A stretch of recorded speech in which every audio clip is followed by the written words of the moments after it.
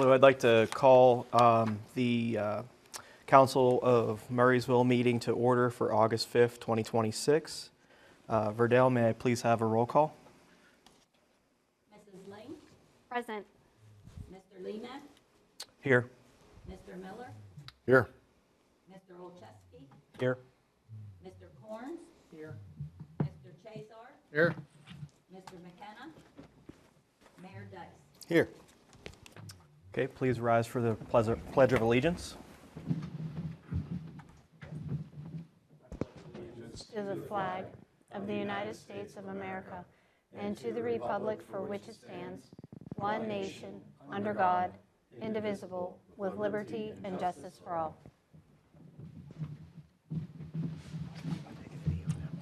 Mr. Nestico, any unlisted amendments? None for this evening. Okay. Can I have a motion to approve the July 21st, 2026 minutes? So moved. Second. All those in favor? Aye.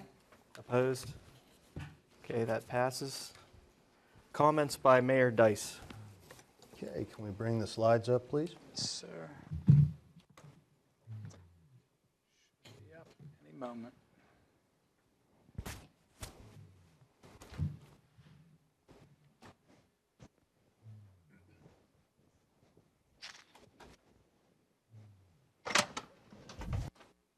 Are you able to pull the slides up, Mike? Thank you.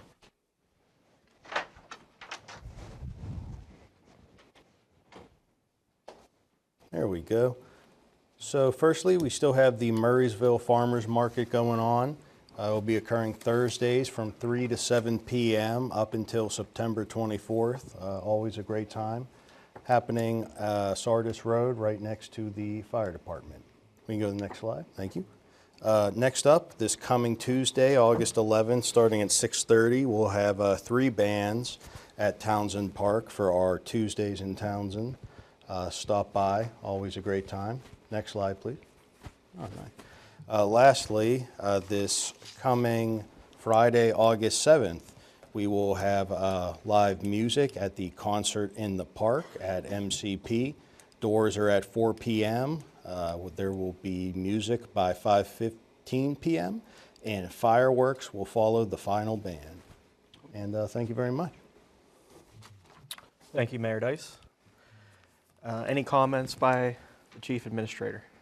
Just adding on to the discussion about the concert in the park, the weather right now is questionable, so Public Works and the Recreation Department are working on contingency plans. But if anything does change, they will post notice on the various social media pages and the website. We'll try to get the word out to the community, but it's just a situation we have to monitor as we go. So they'll be keeping a close eye on the weather.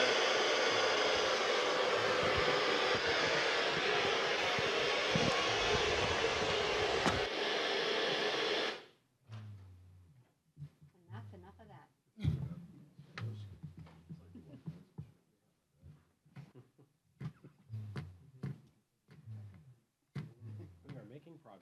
What was that, lightning?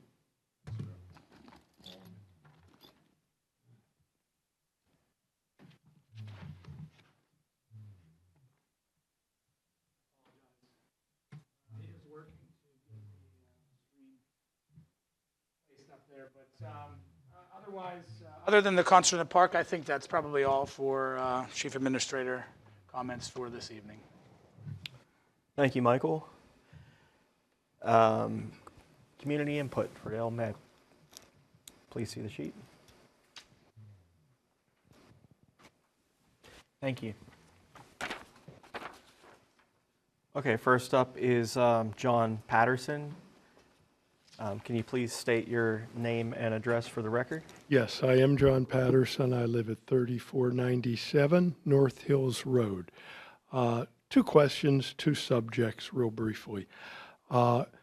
Has the borough put the MS4 fee on hold in light of the Supreme Court decision, Pennsylvania Supreme Court decision? I'm happy to address that. Yes, so The fee itself is not on hold. Council did pass the ordinance last year in December. But because of the Supreme Court decision, we held off on sending out any bills until we had clarification. It is an item that I was going to bring up to council as far as old business, because I think that we do need to go back to the drawing board and make a determination on how we want to proceed. So at this time, bills have not been sent out. I believe that this year, you won't be receiving a bill for at least this year, and we're going to make a determination on how we proceed going forward for next year and in the future. Next thing is on North Hills Road in, I believe it was May, you put up a sign there, speed sign, a flashing speed sign in light of the major accident against the telephone pole there, and it worked well. Although I think you took it down after two or 3 weeks, which may have been a little soon, so people forget. Now I know it's over at Windover now, and they need it there too, without a doubt. That may be a bigger problem area than my street. But if on North Hills Road, where you had it before, if there's a rotation for those flashing speed signs, if you can keep us in the rotation for it every once in a while, I'd appreciate it. We have a lot more kids on that street now than we did when I first moved there about 5 years ago. Thank you. Okay, Ms. Carlson?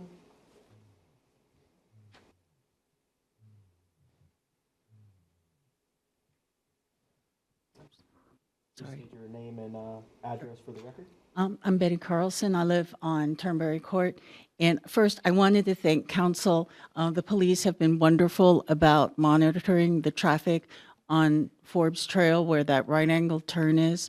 But I did want to point out that when the police are there, people have been better about at least slowing down. It is, though, a school bus stop, and the problem is twofold. One is when people are going uphill on that right angle turn, they swing wide if they're speeding. So it's a risk of a head-on collision because you can't see around that turn. And right now in the summer, of course, there's no school bus, but there still are a lot of children in that area. And a lot of people walk there because it's flat. And so there's elderly people, and there's one person that really scared me. He's on a walker, kind of inching along there. And I'm like, ugh. And then when the police are not there, they're still blowing the stop sign. So my question is, because they're doing a lot of repairs on Sardis, and I'm really nervous, can we make a permanent, like a raised intersection or a speed bump to force people to stop when there's no policeman there? Because, I mean, the policeman can't sit there all the time. It's been going on for 30 years, and there's kids that are moving into the neighborhood, and I'm terrified there's going to be a dead person. You know, I'll pay for the macadam. I mean, I just feel like I see this all the time. I'm representing the whole street, and I feel like I hate to see a dead person. But thank you for having the policemen there. They are catching people. And generally, they have a report that I've seen that when they do monitor certain areas, so maybe we can take a look at that and look at what can be done in the future. I mean, yeah, when they're there, they are catching people, but when they're not there, you know, the first thing we notice, you know, those of us on the street, we notice everybody going, you know, like seeing if they're there. If they're there, then they slow down at least. If they're not there, they blast through there, and they're swinging wide in both directions. We Thank you. appreciate your concern, because I know this is the second time you've approached. Yeah, absolutely. And the people in the neighborhood are saying, "Are you going there?" And I'm like, "I swear I'm there." Appreciate that. TV, I'm there. Thank you. Just for council's sake, because both comments relate to vehicle speeds in the community, we do have the police sign, as was mentioned, and we do move that around from time to time, but we are looking at potentially purchasing a different type of sign that can monitor speed but also keep that data on file. The current sign just displays your speed but doesn't record any data. So we are looking at one that would measure the speed and the amount of vehicles coming through, it'd be utilized by not only our police department, but even engineering for purposes of roadway management. So we are looking at that. It's something that we may look towards the next year's budget to include. And then that may allow us to then get better information from the various neighborhoods as they discuss and express concerns about speeding and things like that. So it would allow us to, monitor volume of traffic and also speed conditions, things like that. So that is something that we are looking into, just to kind of address what both of those comments relate to. Michael, Thank you. she had brought up, she called it a raised intersection. I'm assuming she means a speed bump. That's what I would. What typically is the municipality's policy on speed bumps, and what is the law concerning putting in speed bumps? I can't say that I know the law offhand, but I do know historically our policy has been to not install speed bumps or raised areas of the roadway, most specifically because of snow and winter maintenance. That's usually the impediment to something like that. It can be done. I know there are communities that do that. Again, I'm sure that it's something we could discuss with Public Works and see what their feedback would be, but that's why you don't see many or any in the community, is specifically because the policy has been that it's kind of an impediment to snow removal and things like that. I know we've discussed that in the past. I just wanted to kind of reiterate that for Ms. Carlson, just so she knows that this has been in other locations in the municipality. These things have been requested and they have not been installed for those same reasons. But hopefully, like Jason was saying, we can review some of that data, and hopefully with the police and targeted, I don't want to say targeted, more police presence there upon occasion. Hopefully they'll slow down, but it's kind of like a parent, right? Kids always behave when the parent's around. When the parent's not there, the kids don't behave. Unfortunately, that's a behavior problem. You'd have to go to Jason. Jason, is that okay? You have to speak into the microphone.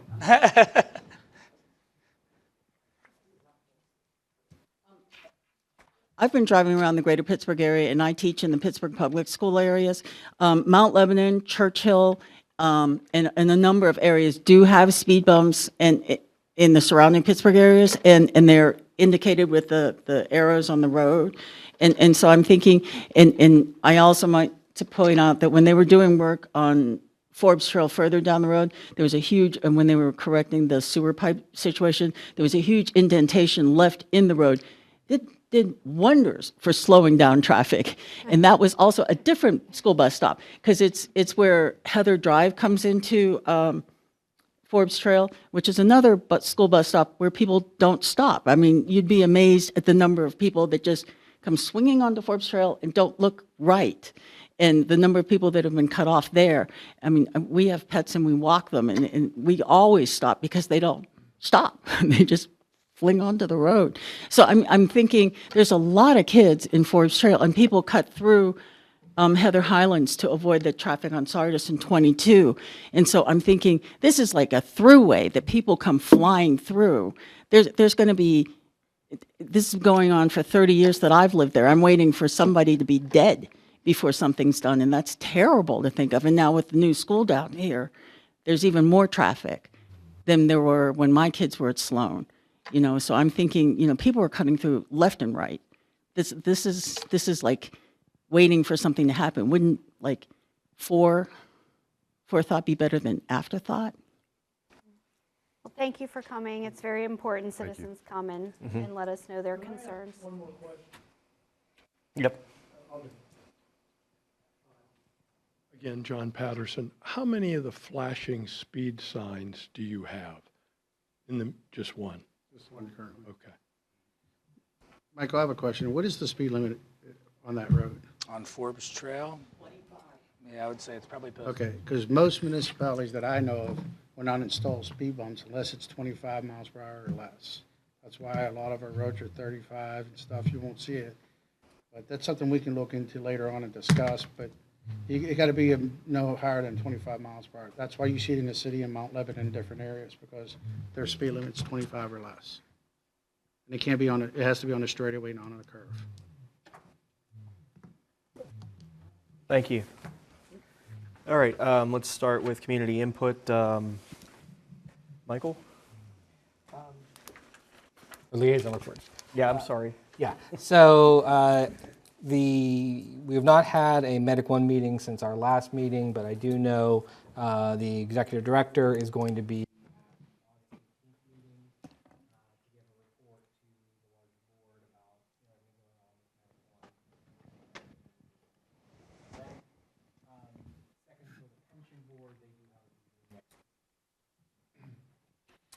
With the Parks and Rec Foundation, the disc golf course has been received very well with high praise, so we're very excited about that. So great job to all involved with that. The bicycle course has gone out to bid. We're looking to put it out to bid at Bear Hollow Park, so that's something that's exciting. As far as the next meeting, we do have one on Monday, August 10th. Regarding the Franklin Regional School Board, we did not have any meeting as of July. And the next meeting will be Monday, August 10th at 7:30 here in the council chambers. Thank you. Jamie? The next planning commission meeting will be August 11th. Thank you. EAC, there was no new submissions for July, so the meeting was canceled. Next meeting will be the end of August. Thank you. The library is not scheduled to meet till 20th of August, so that's the next meeting. Okay, and I met with FTMSA on July 16th. All plant projects are going well, all inspections and work on the streets is going well and within budget, so no problems there. They continue to make progress. That brings us to our workshop items. 9A, discussion of request for proposal number 02-26, residential solid waste and recycling collection services. Yes, thank you. This is obviously a large topic, so council, please bear with me. I'll kind of lay the foundation here for the results from the sanitation request for proposals that came in on Friday. Certainly, if there are any questions, please let me know and feel free to interrupt. Murraysville put out an RFP and received proposals from 5 established companies that operate in this area. They're County Hauling, Pro Waste, Pro Disposal, Republic Services, and Waste Management. Each company, of course, has the ability and the resources to provide the service to the community. But as we analyze the RFPs, we wanted to make sure that we included not just a decision about the lowest quarterly rate that's being offered, but also to consider the service level, customer service, experience, comparable accounts, the equipment that's being utilized in the community, as well as even like regulatory compliance and all the way down to the potential to transition into this community. As you know, we've had our hauler for a very long time, so any shift away from our current hauler, Republic, would be certainly a transformation within the community, and it would be a transition period for sure.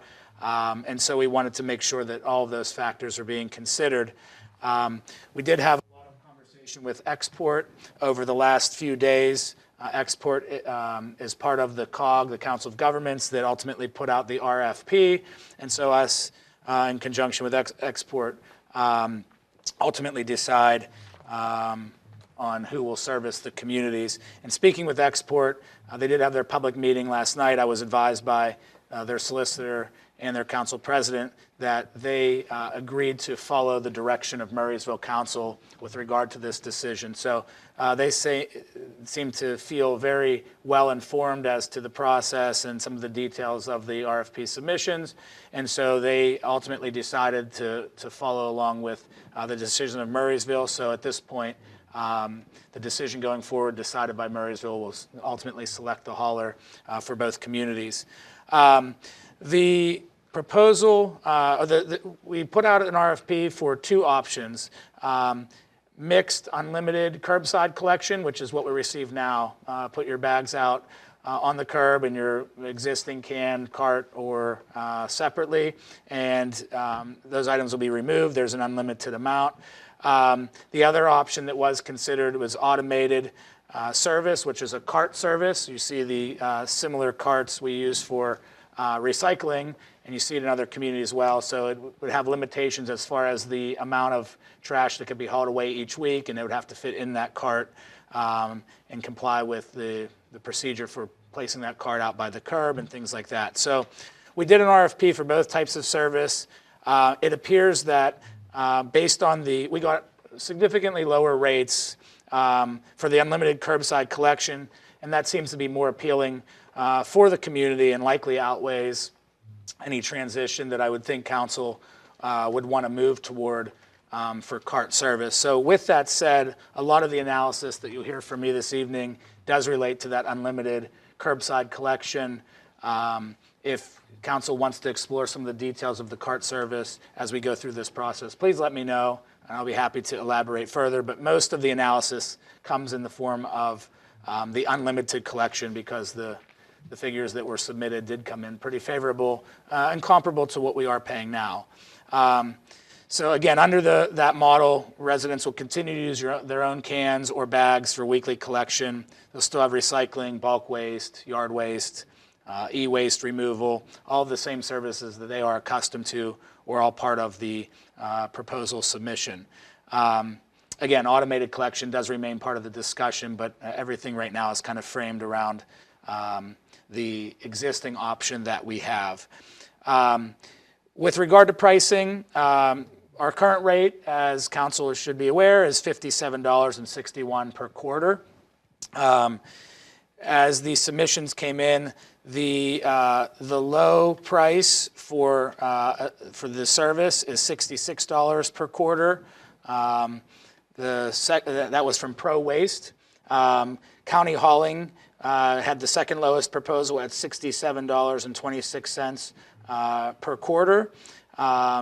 Waste Management and Republic Services were both at $120 per quarter for the first year. And then Pro Disposal was our fifth bidder, but they did not put in a bid relative to the unlimited collection. They did submit a bid, a competitive bid for the cart service. So as it progresses to year 5, those rates go up incrementally depending on each proposal.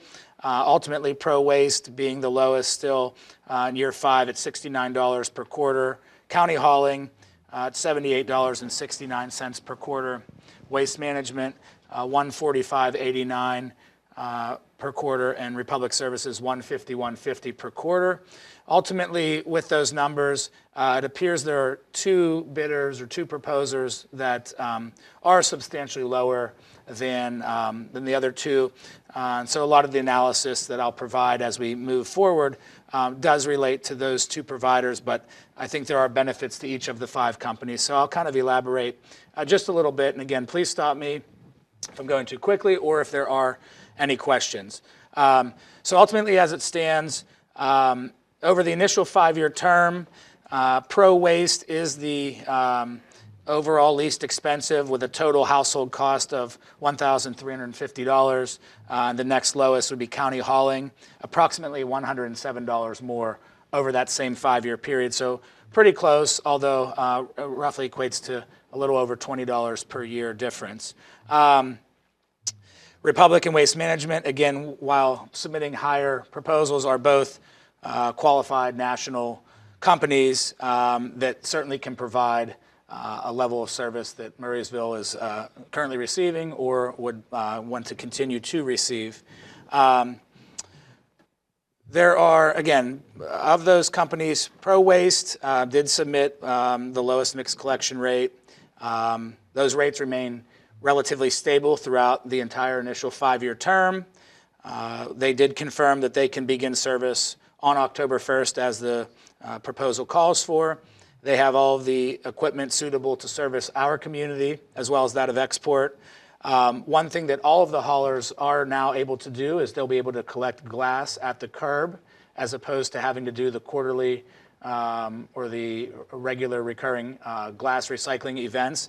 So glass recycling will now be, regardless of the hauler, will now be part of the regular collections for biweekly recycling. So that's a benefit to the community overall, regardless of hauler, but they are able to do that curbside recycling for glass. They do have multiple customer service channels, and they did discuss an approach to addressing missed collections. As we know, that's a topic that we've been confronting here more recently, so we wanted to be sure that whichever hauler is selected, there is an approach that's suitable for addressing missed collections. And they did disclose how they would handle that process as well. Any drawbacks would be, for Pro Waste, may be related to them being a relatively newer company as compared to the other companies issuing proposals. It just didn't have the same depth of municipal experience. But otherwise, they submitted a very competitive bid, and they are one of the 2 lower submissions that we did receive. The other hauler is County Hauling. They do have 10 years of regional service or thereabout, so they do have a little bit more experience with existing municipalities, existing municipal contracts, including contracts that are a similar size to Murraysville. They do have all of the required equipment, disposal facilities, et cetera, as do the other companies. They have experience both in Westmoreland and Allegheny counties. They also confirmed that they could begin service on October 1 for the called for start date. They have the proper equipment to address the alleyways and the narrow streets and export as well, because they do have some access restricted locations. Again, all of the haulers do accept glass at curbside now. They detailed a proposed transition process as well to gather customer lists, route audits and physical site reviews, things like that. So again, each of those companies are able to implement as called for in the RFP. And they also, again, they detailed access through telephone, email, and online formats to address concerns. And they also indicated they do have an onboard camera system that helps them not only with missed pickups, but also addressing any illegal disposal, because the camera system can help assist them with that. So they, again, outstanding concerns relative to county hauling. There was a prior history of complaints in the regional area, which appear mostly to have occurred prior to 2021. I would say that's probably around the time when they were forming or starting the company and getting off of the ground. Recent contracts appear to be in good standing. They have received contract extensions recently from communities that are similar to Murraysville. That would include even Hempfield Township, Shaler, and places that have similar account sizes to ours. So those are the 2 companies that submitted lower proposals. Of course, we have Republic. They are a current contractor. They certainly have all the capability to service our community as they are currently doing. Unfortunately, their mixed rate does begin at a much higher dollar amount. So if council were to select them, you'd probably be doing so more so on their knowledge of the community and the fact that they already have the existing account base and account customer setup, but the rates are higher there for Republic. I think the same analysis probably applies to Waste Management. Again, large companies that are very well equipped and very capable of handling our account, cost probably being the primary concern there with either of those 2. Again, Pro Disposal did submit a competitive rate for the automated cart service. Again, I'm happy to elaborate much further, but they did not submit a bid for the unlimited collection, so that's why there is not much discussion there relative to their submission.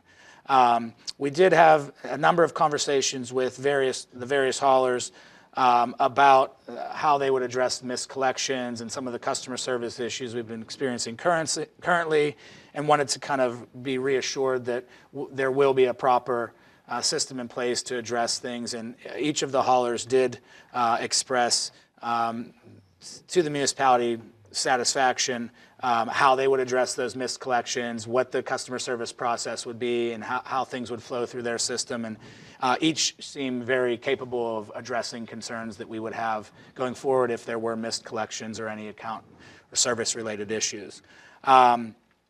Again, because the new contractor would be the first change for our hauler in at least 20 years, if not more, we want to make sure that we work with the next hauler to try to get accounts set up, try to do that in a timely fashion, route development, route audits, all of those sorts of things. So the municipality will work with the next hauler, identifying private roadways and difficult access properties, things like that. So the more time that we can give the hauler to get implemented, that would be ideal. If council does not have a level of confidence in making a vote tonight, then I would indicate to council that I think that August 18th, being our next council meeting, would probably be the last date available for us to make a decision before we may run into some service-related issues. So again, each of the haulers indicated that they are able to implement by October 1, and that does include even if we would delay the vote until August 18th. But in an ideal scenario, each of the haulers said the more time the better, and the preference would be to have a decision made this evening. So again, that's in many ways a rundown of the various submissions that we received from the 5 companies.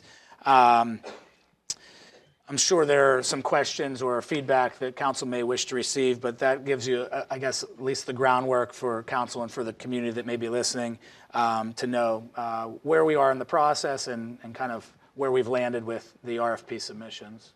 Is it a 5-year contract we're putting in place? Yes, I apologize if I left that out. It is. The proposals were all for a 5-year contract. Each proposal did include proposals for 2 optional extensions, which would be for years 6 and 7, and then another extension for years 8 and 9. So there is the potential that this contract could be extended twice at the end and ultimately be a 9-year overall contract. So the goal may be to go in that direction and find stability with with the hauler that's selected. And so we do have pricing for those 2 optional years as well, but much of the analysis was related to the initial 5-year term. For each of the extensions, the prices increase, I guess, kind of relative to the overall submission for the first 5 years. So I can pull all that pricing up on the screen if you'd like, but most of the analysis was done looking at just the 5-year initial term. Michael, there's a huge discrepancy between the 2 highest bidders and the 2 lowest bidders. Is there anything in their bid that would account for that type of discrepancy? Any service offered or anything like that within that bid? Yes. With the 2 higher proposals, Republic and Waste Management, we've had a lot of discussions with each of them. And I think for their business model, they are trying to transition folks into the automated cart service. We see that in other communities. That's really no secret. I think that it fits, that business model for some companies.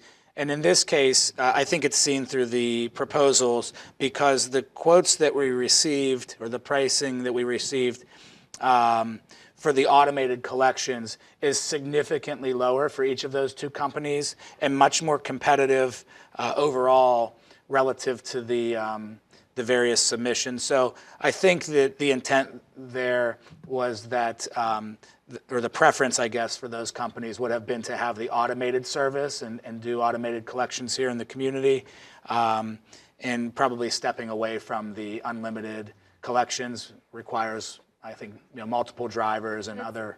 But it's not because they offer some higher level of service.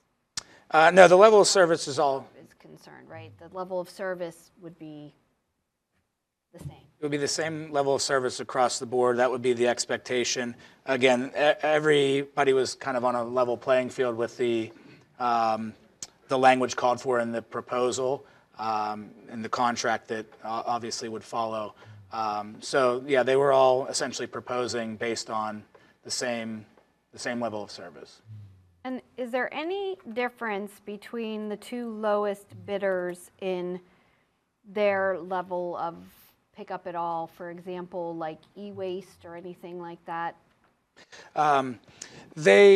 Each proposal laid out all the criteria for how they would do their disposal. That includes regular sanitation as well as recycling, e-waste, yard waste. We did have a conversation with one of the haulers about how they plan to dispose of e-waste. There was a little bit that had to be cleared up through that process, but ultimately they do have a plan in place. Each of them have a plan in place to dispose of all the items called for in the contract. But there were some questions that were asked not only about e-waste, but even other disposal methods as well, ensuring that they have everything lined up and in compliance with not only the county standards, but more specifically the DEP and their requirements as well. Okay, and the yard waste you were talking about, is that leaf collection?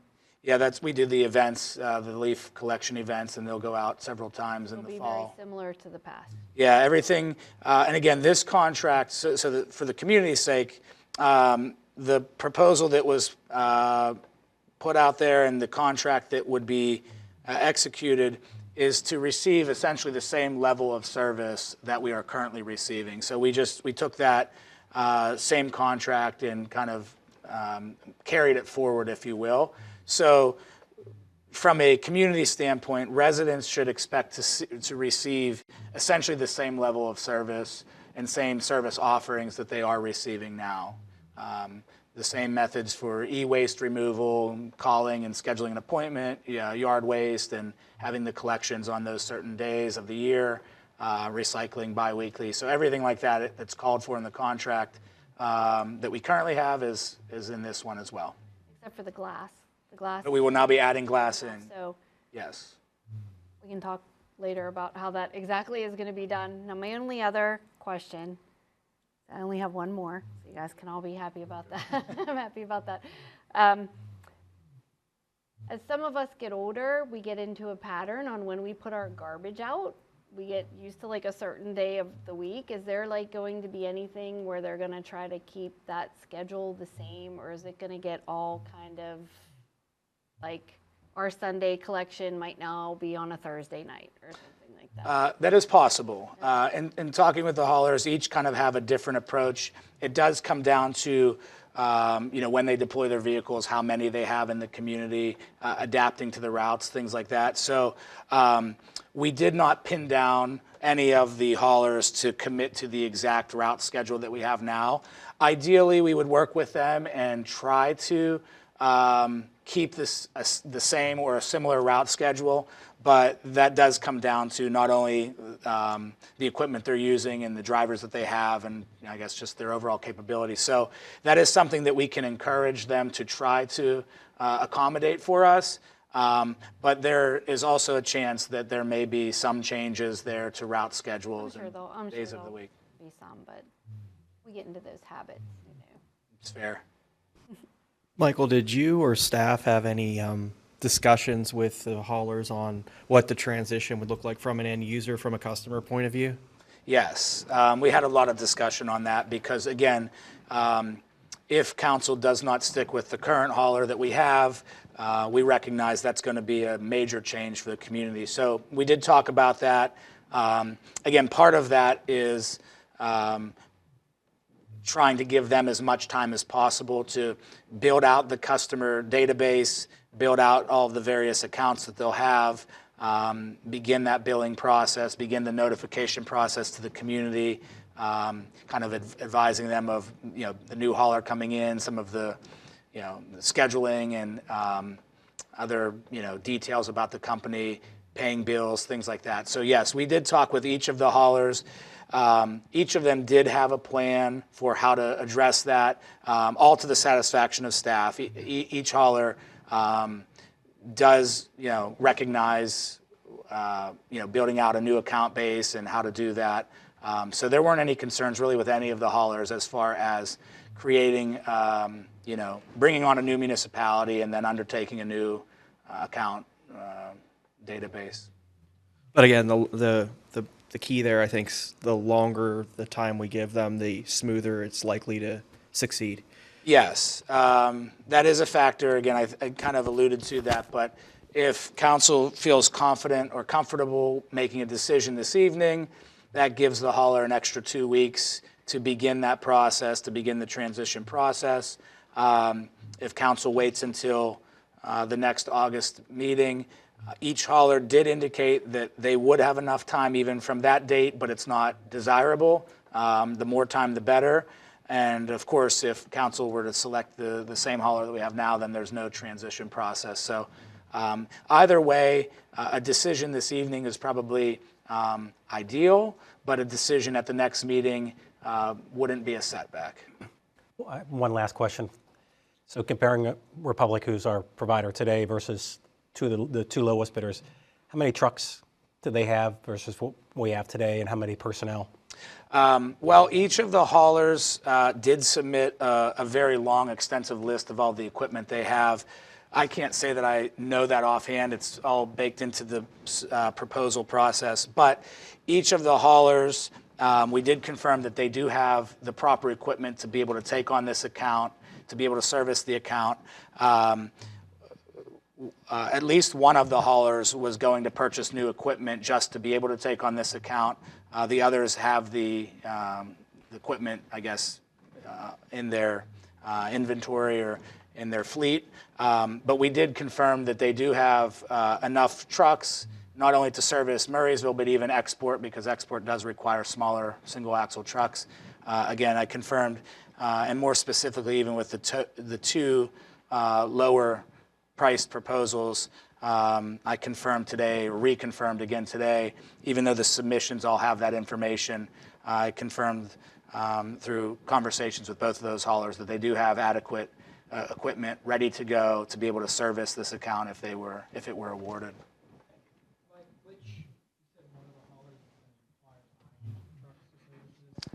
Yes. Which hauler?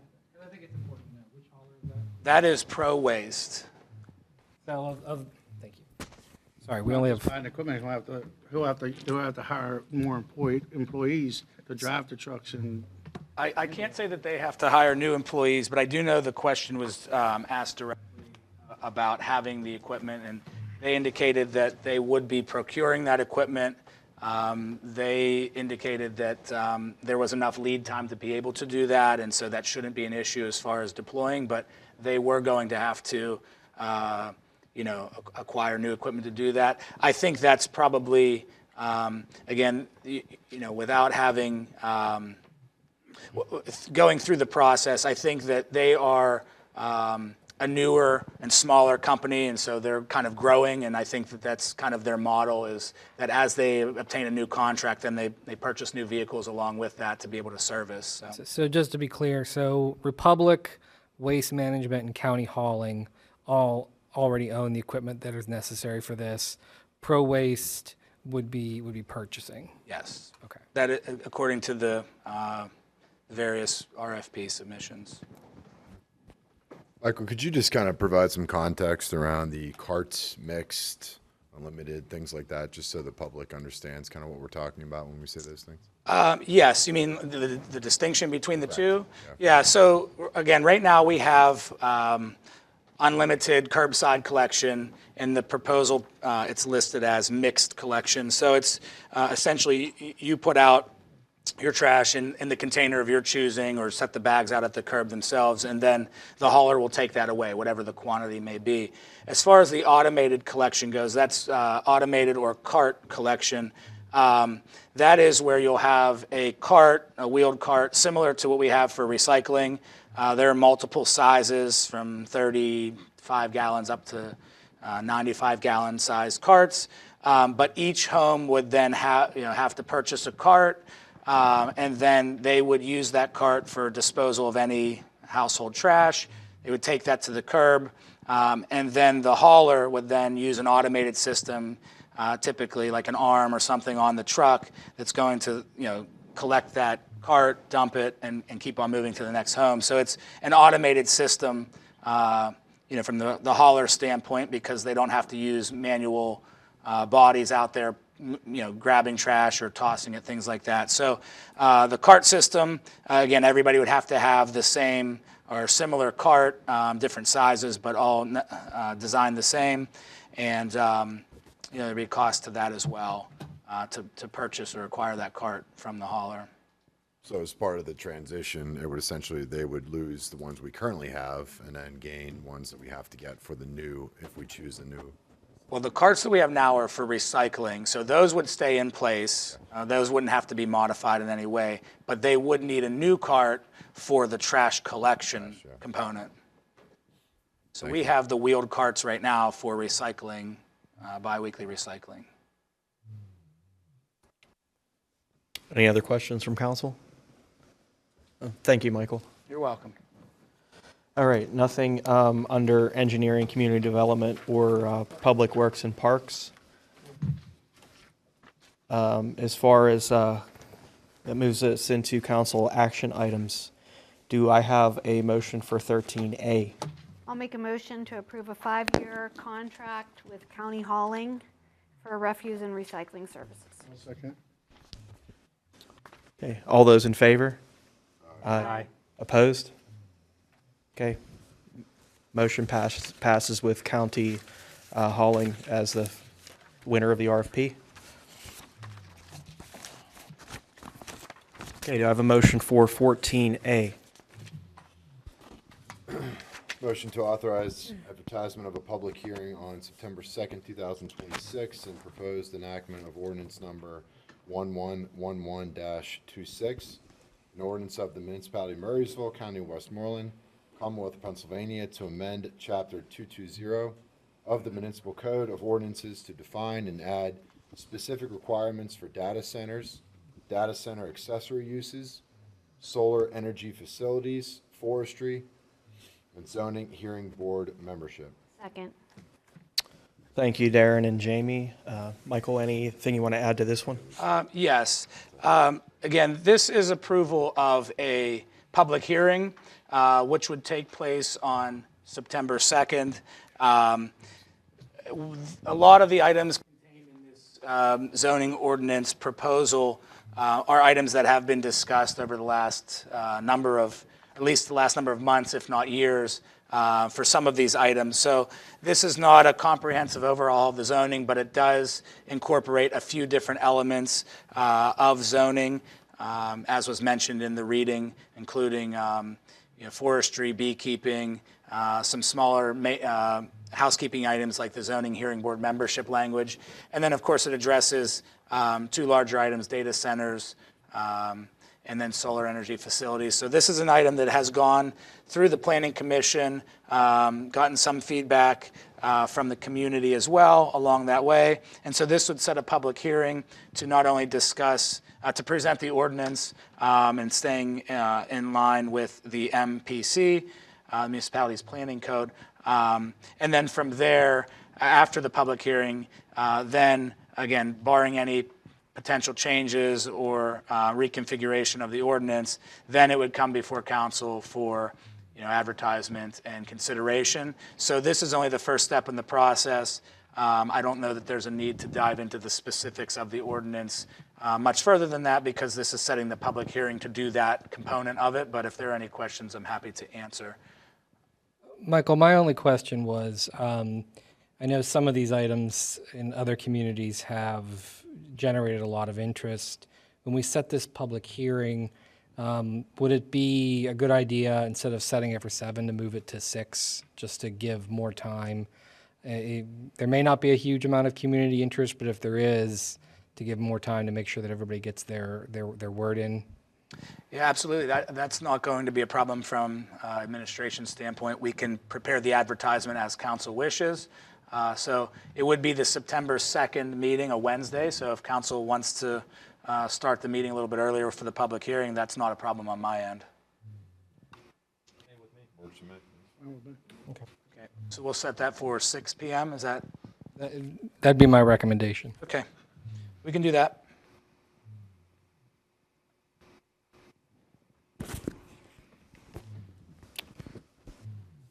Any other questions or comments? All right, all those in favor? Aye. Opposed? Okay, motion carries. I have a motion for 15A. Motion to authorize the bond release for the completion of the Murraysville Racket Club Court renovation project in the amount of $3,300. Second. Thank you, Jamie and Matt. Michael, any background here? This one's pretty straightforward. We do have a remaining bond amount, $3,300. The developer has requested a release of those funds. It was related to improvements at the site, particularly landscaping, which has been completed. So staff is recommending the release of this final amount being held. Any questions? Okay, all those in favor? Aye. Opposed? Okay, motion carries. Do I have a motion for 16A? Motion to award bids for the sale of used surplus municipal equipment. Second. Thank you, Michael and Darren. If I may interject before Yes. Mr. Payano speaks, I will address that there is there are 6 items on this list that fall into the motion for approval. There is one item that I would ask council to remove, whether we amend the motion. That item would be the 2012 CAT 430E. The reason being is that we were notified by Municipid, where the items were all listed, that they had I guess, a software glitch between their website and their mobile platform that created a difficulty as it came into the end of the auction for people to be able to bid, I think, from the mobile platform. And so they were showing different prices on one versus the other. Municipid notified us of that issue. They also addressed that issue and rectified it. But in the meantime, they advised us of that concern and suggested that we may want to consider rescinding that item and then relisting it for bid. I spoke with Bill Public Works. I think that is the best approach to take that item and strike it from this approval. We would relist it and then come back to council meeting. I don't think it will harm the bidding process too much. Municipid is going to refund any fees that were accrued by any of the bidders during that process or the winning bid. They're going to relist the item for us. They're going to notify all of the different bidders that the item has been relisted, so that way they're aware that it's back and available. And ultimately, they're basically rectifying the issue from their standpoint. Bill has had communication with it's best and most transparent to just remove that one item, the 2012 CAT, from the approval, and then we'll relist it and come back at a subsequent meeting with a different auction result. Do I have a motion to amend the motion on the floor to remove the 2012 CAT 430E IT? Anybody come in? I'll amend it. Second. Thank you, Jamie and Matt. Thank you. Okay. Anything you want to add, Bill? Anything else I can add, or Mr. Nestico took care of that? Thank you very much. I was sitting back here sweating how I was going to explain that one. Other than that, I don't want to hold up your evening here, but the two F-550s, we like what we had returns on those.